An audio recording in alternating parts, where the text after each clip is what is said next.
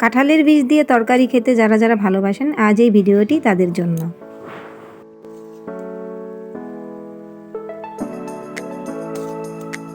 Hello everyone, welcome back to my channel Purnima blogs.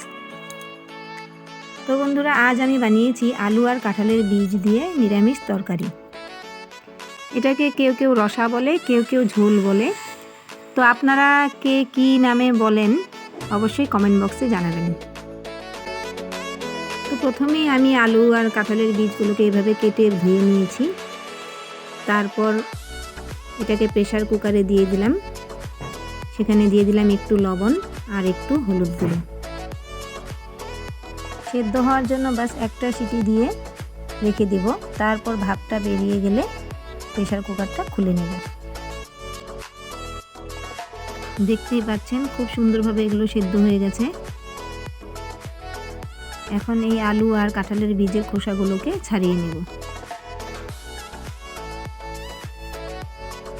হয়ে গেছে খোসা ছাড়ানো। এখন এই বড় বড় টুকরো করে রাখা আলুগুলোকে ভেঙে দেব।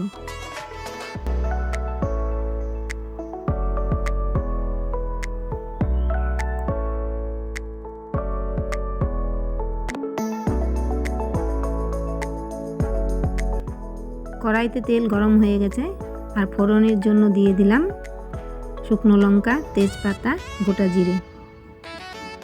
জিরেটা একটু লাল লাল হয়ে গেলেই দিয়ে দিলাম গোটা গরম মশলা।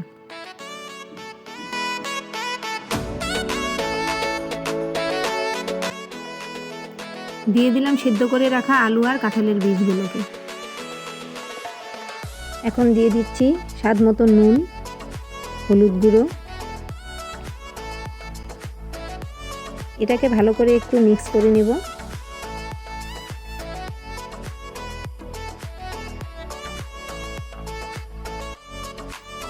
এখন দিয়ে দিলাম আদা কাঁচা লঙ্কা বাটা, কাশ্মীরি লঙ্কার গুঁড়ো,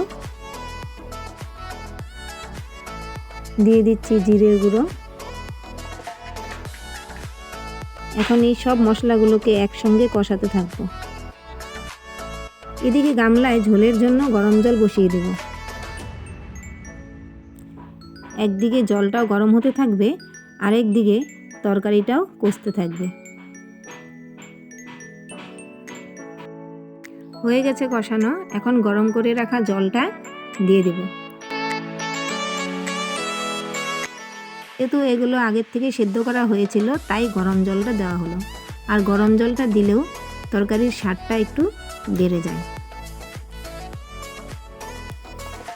ঝোলের জন্য জলটা আপনারা নিজেদের মাপ মতো করে দিবেন। যারা একটু ঝোল খেতে বেশি ভালোবাসে তারা একটু বেশি দেবেন, আর যারা মনে করেন যে না কম ঝোল দিয়ে রান্না করবেন তাহলে জলটা কম দেবেন।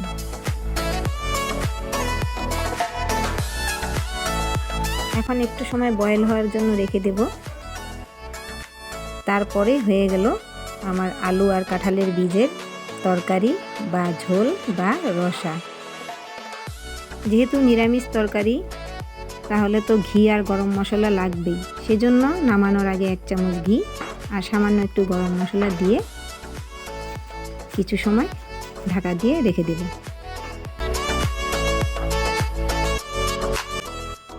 তো বন্ধুরা, ভিডিওটি কেমন লাগলো তা অবশ্যই কমেন্ট বক্সে জানাবেন। আর আপনারাও এইভাবে কাঁঠালের বীজের তরকারি বানিয়ে রান্না করে খেয়ে দেখবেন কেমন লাগে। যারা আমার ভিডিওটি প্রথম দেখছেন তারা অবশ্যই আমার চ্যানেলটিকে সাবস্ক্রাইব করে পাশে থাকা বেল আইকনটি প্রেস করে দিবেন, যাতে আমার পরবর্তী ভিডিও নোটিফিকেশন অতি সহজেই আপনাদের কাছে পৌঁছে যায়।